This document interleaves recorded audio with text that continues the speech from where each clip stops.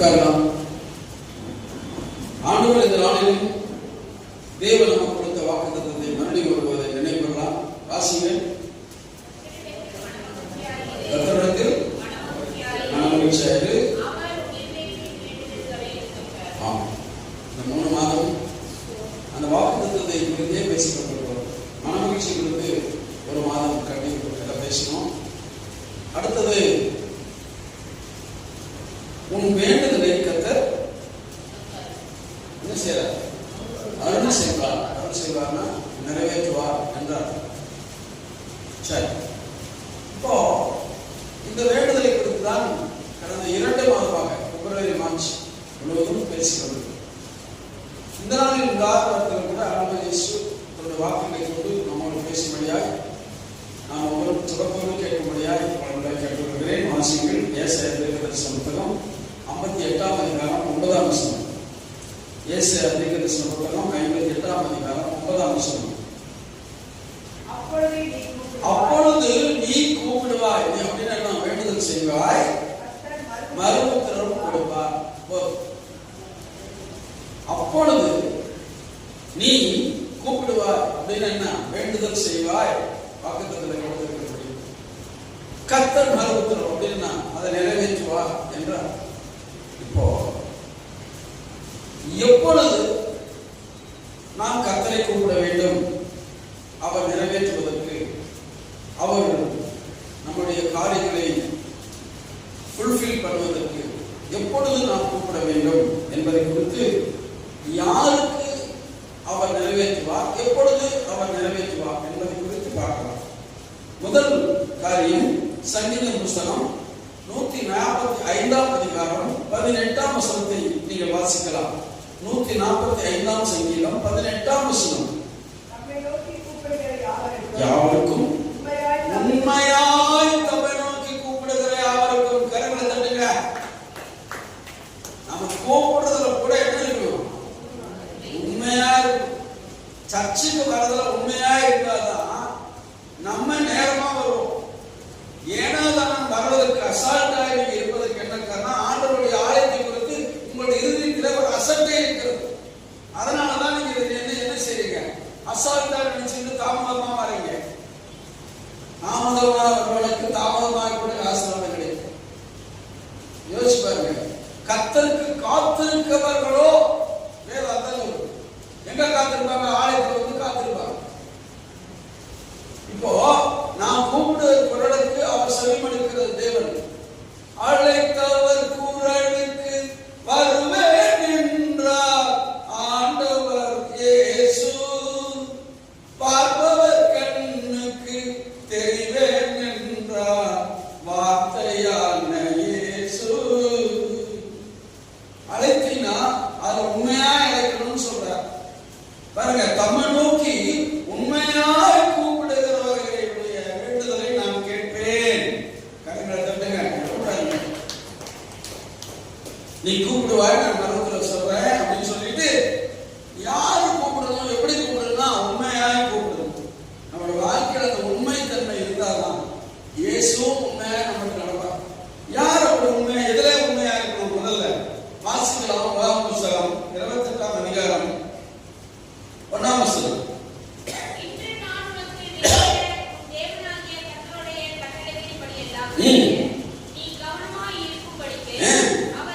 அவர் சத்தத்திற்கு உண்மையாய் செவி கொடுக்கிறோம். கரங்களை தட்டுங்க. பாத்தீங்களா? உண்மையாய் தம்மை நோக்கி கூப்பிடணும்னா முதல்ல உண்மையாய் கூப்பிடுவதற்கு முன்னால நாம உண்மையாய் அவருடைய வார்த்தையை கேட்கணும். அல்லேலூயா சொல்லுங்களா?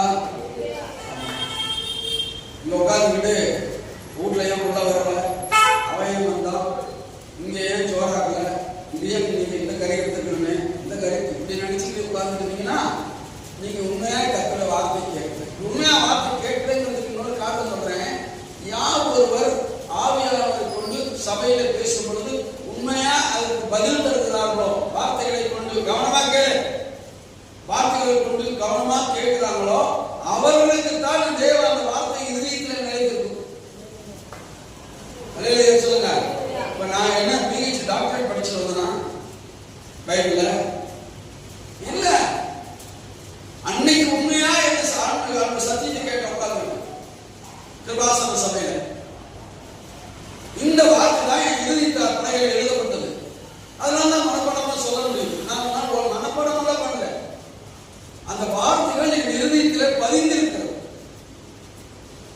எப்பொழுது பதிந்திருக்கோம்? நம்ம உண்மையா சத்தியத்தை கேட்டுக்கொண்டிருக்கணும். அல்லேலூயா சொல்லுங்க. ஆமா, சத்தியத்தை கேட்கறதுல கூட அடி பிறலாமல் அது பிசகாமல், அதுதான் திருவள்ளுவர் சொல்ற கற்றலில் கேட்டலே நன்று. நீ கத்துக்கிட்டு கத்திட்டு நீ மனப்பாடம் பண்ணிட்டு ஒரு வாரத்தை 10 தடவை மனப்பாடம் பண்ணிட்டு இருக்கிறத விட நல்லா கேட்டீனாவே பதிஞ்சுக்கணும்னு சொல்றாரு. கற்றலில் கேட்டலே நன்று, நல்லது. புரியுதா உங்களுக்கு? அப்போ நாம ஆண்டுடைய சத்தியத்தை உண்மையாய் கேட்கணும். கேட்காத மனசுல அது பதியாது. பதியலைன்னா கர்த்தருக்கு பயப்பட மாட்டேன், கீழ்ப்படியவும் மாட்டேன். புரியுதா உங்களுக்கு? யார் ஒருவன் தாய் தந்தையர் சொல்லுக்கு அப்படியே கீழ்ப்படுகிறானோ அவன் தான் ஆண்டவருக்கும் பயப்படுவான். அல்லேலூயா சொல்லுங்க. நீ கீழ்ப்படியலைன்னா நீ ஆண்டுடைய சத்தியத்துக்கு கீழ்ப்படியணும். நான் ஆவியானவர் சொல்லுகிற அந்த வார்த்தையை நீ ஒரு மனிதன் சொல்றதா தான் நினைச்சிட்டு போவேன். அதனாலதான் உண்மையாய் கர்த்தருடைய சத்தியத்தை கேளு. அப்பதான் நீ கூடுற உண்மையான வேண்டுதலை நான் கேட்பேன். அப்படி உண்மையான வேண்டுதலுக்கு நான் என்ன செய்வேன்? நிறைவேற்றுவேன். கரங்களை தட்டி கர்த்தருக்கு நன்றி சொல்லுங்க. அல்லேலூயா, அல்லேலூயா. அடுத்தது எதுல உண்மையா இருக்கணுமா? வாசிங்க 2 நாளாம் புஸ்தகம் 3ஆம் அதிகாரம் 12ஆம் வசனம். 2 நாளாம் புஸ்தகம் 31ஆம் அதிகாரம் 12ஆம் வசனம்.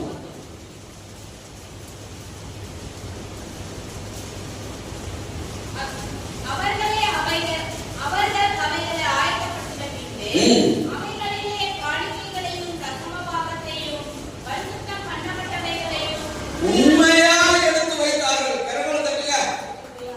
மனசோட தொட்டு சொல்லுங்க. உங்களோட வருமானம் எவ்வளவு? அதை காணிக்கை கத்தருக்கு எவ்வளவு எடுத்து வச்சுக்கிறீங்க? அதை எவ்வளவு பிரிச்சு வைக்கிறீங்க? ஆலயத்தில் கொண்டு வந்து காணிக்கைகளை போடுங்கன்னா அவனுக்கு கொஞ்சம், இவனுக்கு கொஞ்சம், அவனுக்கு கொஞ்சம், இவனை பிரிச்சு வச்சுக்கிட்டு காணிக்கை கொடுத்தீங்கன்னா எப்படி ஆசிரியர் சொல்லுவாங்க? உனக்கு வர வருமானம் என்ன? அந்த வருமானத்தில் கத்தருக்கு காணிக்கை எப்படி கொடுத்த? அது தசமாக நினைக்கிறது. தசமானத்தை விட அதிகமாக கொடுக்கறவங்க இருக்காங்க. அது உண்மை இல்லைன்னா இவனுக்கு எப்படி உண்மையை ஆண்டவர் ஆசீர்வதிப்பார்? நீ உன் கூப்பிடுற செவிக்கு, கூப்பிடுற குரலுக்கு அவர் எப்படி செவி மடுப்பார்? யோசிச்சு பாருங்க. முதல்ல செவி கர்த்தருடைய வார்த்தை கேட்கறதுக்கு உண்மையா இருக்கணும். அடுத்தது காணிக்கை கொடுப்பதில் நீங்க உண்மையா இருக்கணும். நான் காணிக்கை வந்து பிரசங்கத்துக்காக நான் வரல. அது நீங்க உண்மையா இருக்கிறீங்களான்னு யோசிச்சு பாருங்க.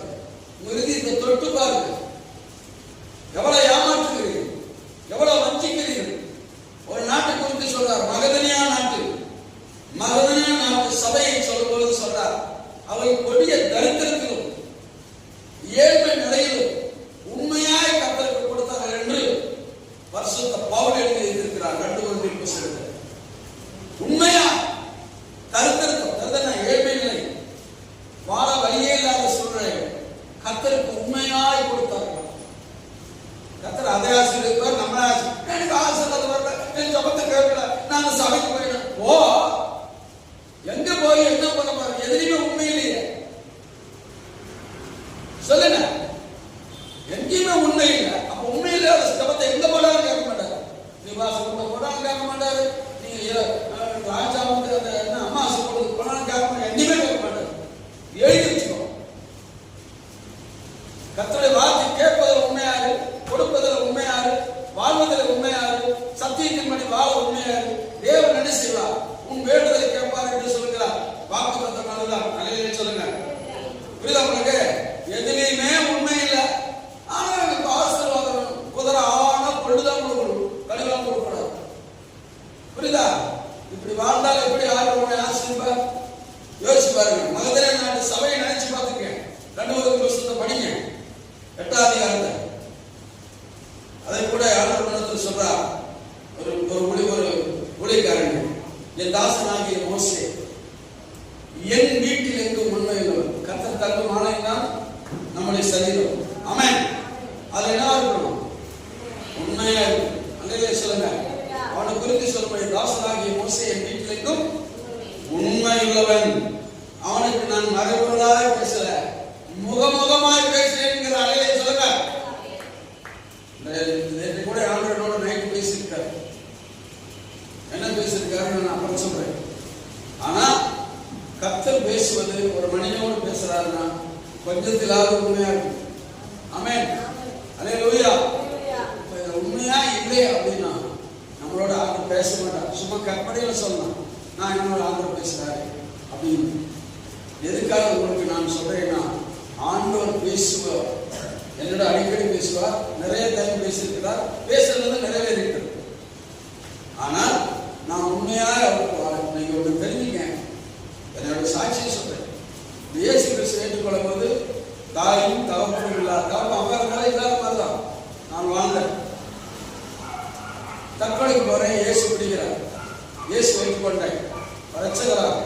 நான் உண்மையாய் அவரோடு வாழ்ந்தேன். நான் உண்மையாய் இருந்ததுனால தான் எனக்கு அரசு உத்தியோகம் கிடைக்கிறது. சரி, அரசு உத்தியோகம் எடுத்து சுகமாய் வாழ்ந்து நான் ஆண்டவரை மறந்திருக்கிறோம். ஆனால் இயேசு என்னை பிடித்த அவர் கரம், நான் வழியை போனாலும் அவர் என்னை விடாமல் பிடித்துக் கொள்கிறார். நீ ஊழியக்காரனாக இருக்க முடியும். அல்லையே சொல்லுங்க. அந்த ஊழியத்தில் உண்மையாக இருக்கிறேன். நீங்க எத்தனை பேர், 150 பேர் வந்த காலத்தில் ஊழியம் செய்து, நீங்க 25 பேர் வந்தாலும் ஊழியம் செய்து, 50 பேர் வந்தாலும் ஊழியம் செய்து. அது மட்டுமல்ல, ஊழியத்தில்தான் மற்றவர்களுக்கு சேவையும் செய்கிறேன். அல்லையே சொல்லுங்க. அது உண்மையா இருக்கு. ஆமென். அல்லேலூயா. அதனால் கர்த்தர் தாமதமானாலும் தன் காரியங்களை நிறைவேற்றி தருகிற இயேசுவாய் இருக்கிறார். கரங்களை தட்டி கர்த்தருக்கு நன்றி சொல்லலாம். அல்லேலூயா. இரண்டாவது விஷயம், எதிலே நாம் உண்மையா இருக்கணும் அப்படின்னா, வாசிக்கலாம் சங்கீத புத்தகம். யாருடைய வேண்டுதலை கர்த்தர் ஏறெடுக்கிறார் என்பதை, அவருக்கு உண்மையாய் செவிமடுப்பவர்களுக்கு, உண்மையாய் காணிக்கை கொடுப்பவர்களுக்கும் அவர் வேண்டுதலை ஏறெடுத்து பதில் தருகிறார், நிறைவேற்றுகிறார்.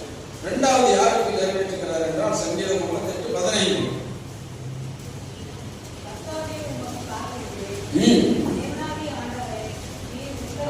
மறு உத்தரவு கொடுக்கிறது, மறு உத்தரவு கொடுக்கிறது, மறு உத்தரவு கொடுக்கிறது.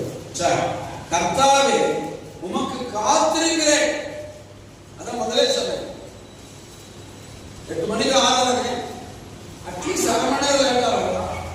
சரி, 1 மணி நேரம் லேட்டா வரலாம், 1.5 மணி நேரம், 1.25 மணி நேரம் இஷ்டத்துக்கு வந்து உட்காந்துட்டு நீ சத்தியம் கேட்கறதில்ல, அதுக்கு செவிமடுக்கிறது இல்லை. உண்மையாக வந்து செவிமடுத்தாலும் உண்மையாக கூட்டினா கேட்பாரு. எதையுமே கேட்காம என் ஜெபத்தை கர்த்தர் ஏறெடுக்கல அப்படின்னா எப்படி ஏறெடுப்பாரு? கர்த்தருக்கு காத்திருக்கிறேன், என் தேவனாகிய ஆண்டவர் எனக்கு செவிமடுத்து உத்தரவு தருவார். ஆமென். நான் வேண்டுதலை கேட்டு உத்தரவு தருவார். அல்லேலூயா சொல்லுங்க.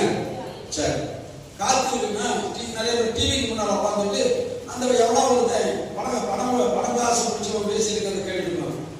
இதுக்கு பேரு ஆராதனை இல்லை, இதுக்கு பேர் காத்திருக்கணும். எங்க காத்திருக்கணும்? வாசிங்க சங்கீத புத்தகம் 25ஆம் அதிகாரம் 5ஆம் வசனம்.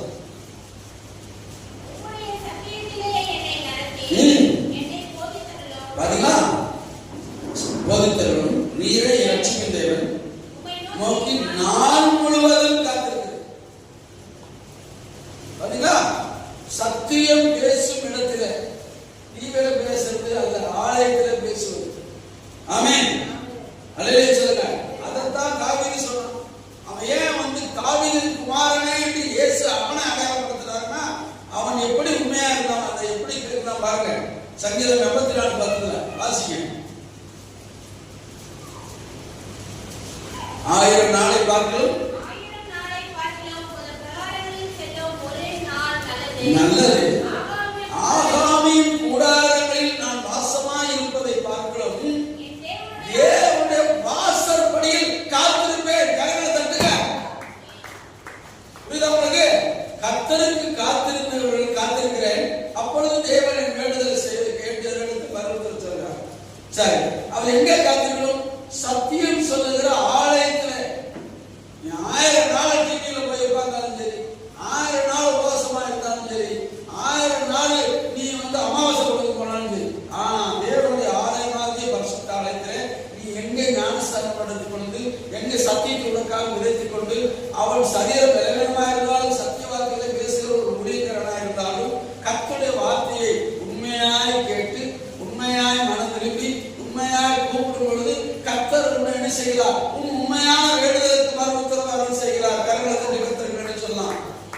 அதனாலதான் தாவீது சொல்றான், நான் 1000 நாள் அரண்மனையில வாசமாயிருந்து அநேக பொண்டாட்டிகளோடு நான் சுற்றி இருந்தா கூட ஆண்டுடைய வாசப்படியை காத்திருக்க ஒரு நாள் நல்லதா இருக்கிறது என்று சொல்றாங்க. கரங்களை கட்டி சொல்றாங்க. புரியுதா உங்களுக்கு? சோதரம் இதுக்கு நீ காத்திருக்கணும்னா உங்க இருதயத்துல ஒன்று கண்டிப்பா இருக்கும். கவனமா கேட்டு எழுதி வச்சுக்க, இருதயத்துல புதைச்சு வச்சுக்க. நீங்க ஆண்டவத்தில் காத்திருக்கணும், அவர் வார்த்தை உண்மையா கேட்கணும், அவர் உங்களுக்கு உண்மையான வேண்டுதலை எடுத்து பதில் தரணும்னா இருதயத்துல ஒன்று இருக்கணும். என்ன இருக்கணும்? சங்கீத புஸ்தகம் 91:14 நான் சொல்றேன்.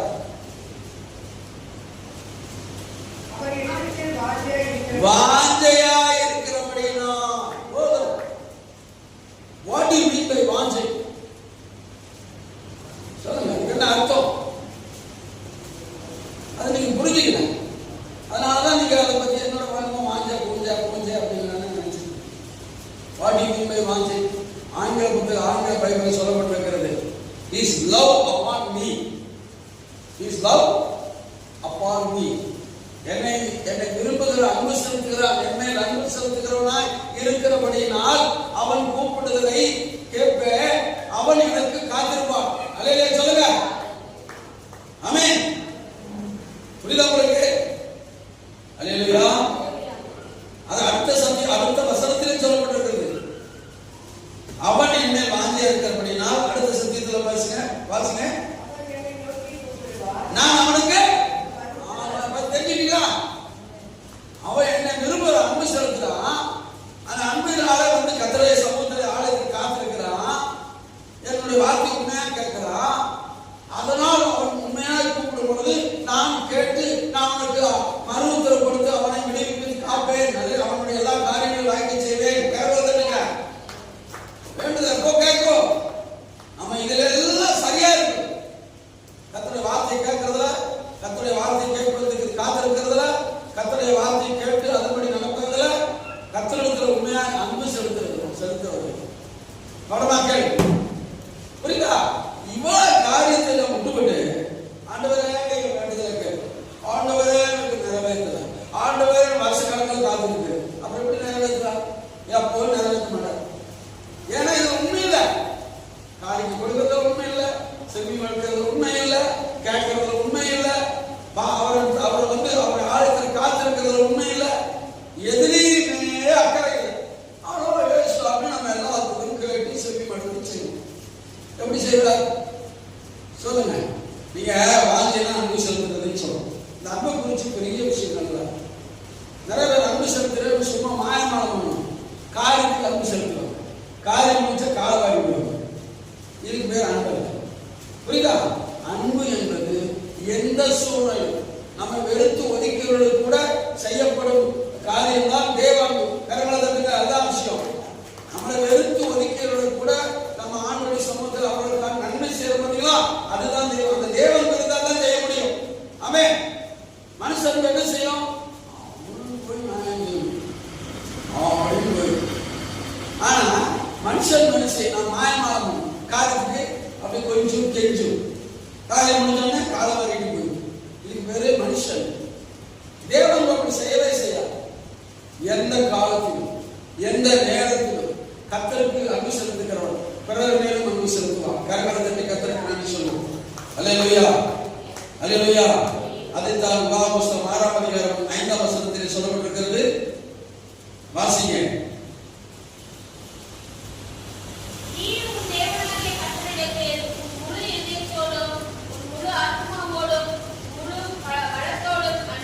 அன்பு முழு ஆத்மாவோடும் முழு பலத்தோடும் முழு இருதயத்தோடும் அன்பு கூறுன்னு சொன்னா அந்த அன்பு ஒண்ணு இல்ல.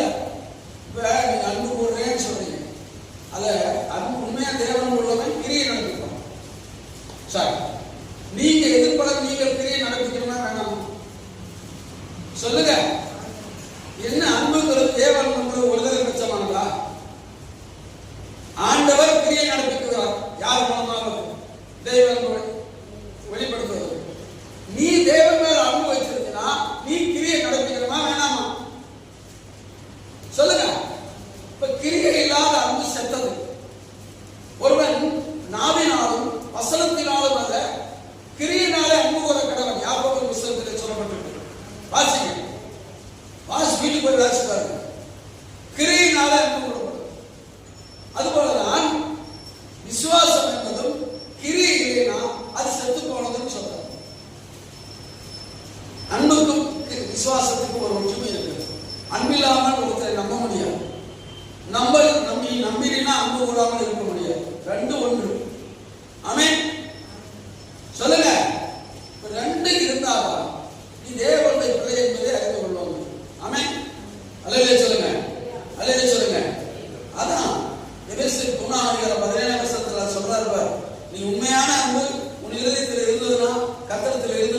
செய்வேன். எபேசியர் 3:17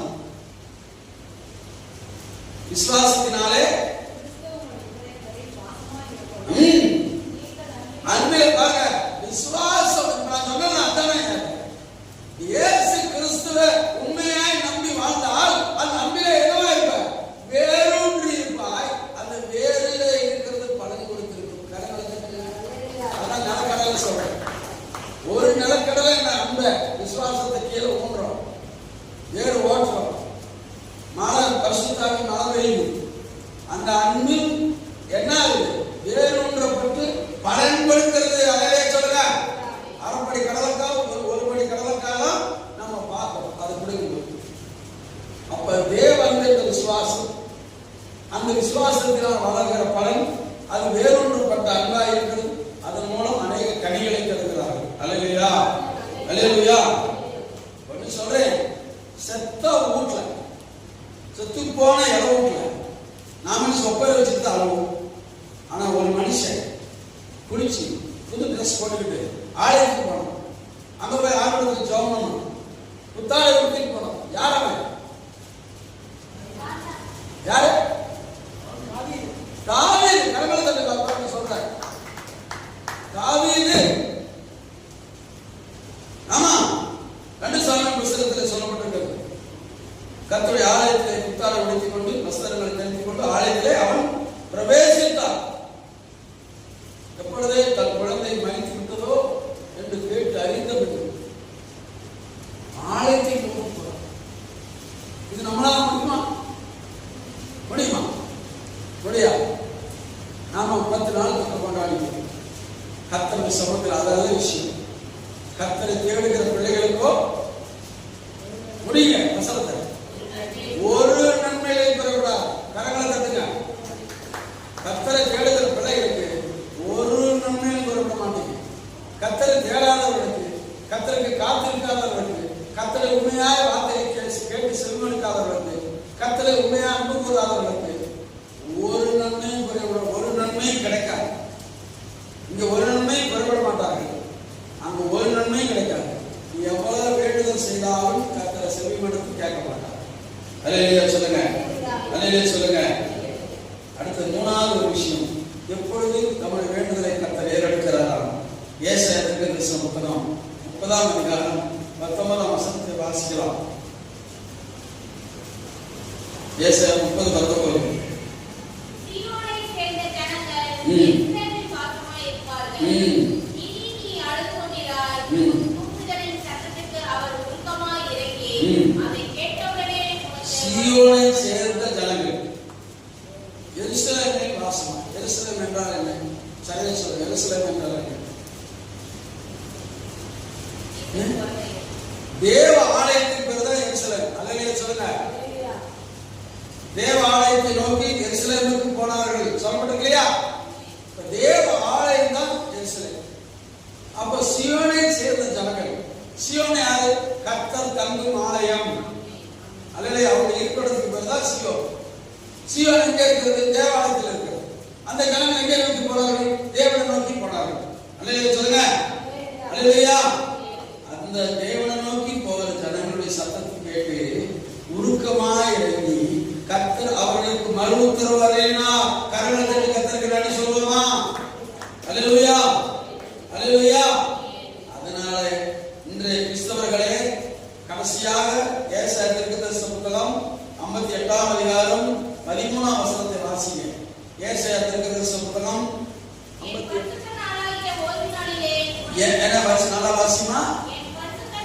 என் பரிசுத்த நாளாகிய ஞாயிற்றுக்கிழமை நாளிலே உனக்கு இஷ்டமானத ஊருக்கு போகாம, அங்க சொந்த பந்தங்க வந்துட்டாங்கன்னு சாக்கு போக்கு சொல்லாம, சோறாக்கி போடாம, அன்னைக்கு அளவுக்கு ஓடி போய் நீ என்ன போகாதனால ஒண்ணு பகலத்துக்கு போகாம இருக்க மாட்டான்.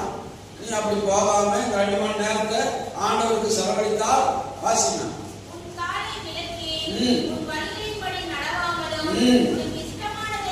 இஷ்டமானத அன்னைக்குதான் போய் எல்லா வேலைக்கும் இந்த காலையில் மாதிரி கிளம்பி போயிருக்கு. அப்ப ஆலயத்துக்கு வர்றது என்னன்னா அவ்வளவு உங்களுக்கு அவ்வளவு அசால்ட்டா? பாத்தீங்க, இப்போ வேண்டுதல் கேட்கணுங்கிறதுக்காக அவ்வளவு சொல்றேன். நீங்க ஜெபம்னா ஆண்டவர் ஏறெடுக்கணுங்கிறதுக்கு தான் சொல்றேன். நீங்க நல்லா இருக்கணுங்கிறதுக்கு தான் சொல்றேன். புரியுதா உங்களுக்கு? உங்க ஜெபம் ஏறெடுக்கப்பட்டு, உங்க வேண்டுதல் ஏறெடுக்கப்பட்டு, உங்களுக்கு நன்மை கிட்ட வேண்டும் என்பதற்காக ஆவியானவர் பேசிக் கொண்டிருக்கிறார். ஆமென். அல்லேலூயா. எம்பாடு நானும் எங்கேயாவது போயிட்டு நான் வேலையை பார்த்துட்டு நான் பரலோகத்துக்கு போறதுக்கு வழியை தேடிட்டு போகலாம். ஆனா நீங்கள் என்னோடு சேர்ந்து பரலோகத்துக்கு வர வேண்டும் என்ற நல்ல எண்ணத்தோடு தான் இதை பேசிக் கொண்டிருக்கிறோம். ஆமென். அல்லேலூயா. அல்லேலூயா. அதனால காலை விளக்கி ஓய்வு நாளை அனுபவிச்சினால் நன்மையானதை எண்ணி அப்புறம் என்னவாயானால்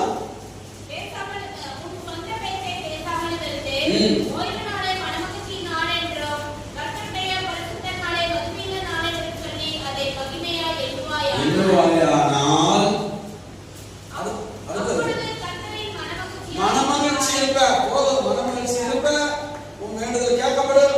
கர்த்தருடைய வாளாக்காமல் தலையாக்குவா, கீழாக்காமல் மேலாக்குவா, நித்தமும் உன்னை நடத்துவா, வறட்சியான காலங்கள் இடமுறைகளை இடமுள்ளதாக்குவா. நீ நீர் பாய்ச்சலாத தோட்டத்தை போல இருப்பாய். கரங்களை தட்டுங்க. என்றும் பசுமை. இவ்வளவு ஆசீர்வாதம் வேணும்.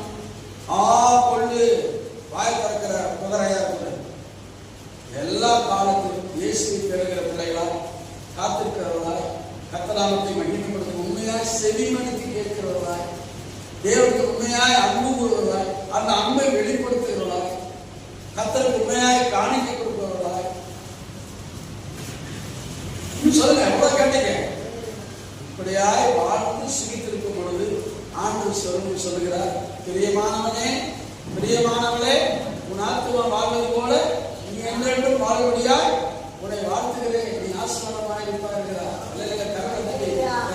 சொல்லலாம். அந்த ஆசீர்வாதத்தை பெற்றுக் கொள்வதற்கு யாருக்கெல்லாம் ஆசை? எனக்கு ஒரு ஆசை உண்டு, என் இயேசுவை காணவே எனக்கு ஒரு ஆவல் உண்டு, நான் அவரோடு பேச வேண்டும். எப்படி பேசுவீங்க? அவர் வார்த்தை தான் இயேசு. அந்த வார்த்தைகளோடு பேசிக் கொண்டிருக்கிறது. நீங்கள் அவரோடு பேசுவதுதான் கர்த்தருடைய சமூகத்தில் ஆராதனை, ஆசீர்வாதம், பலன், சுகம் எல்லாம் அங்கதான் இருக்கு.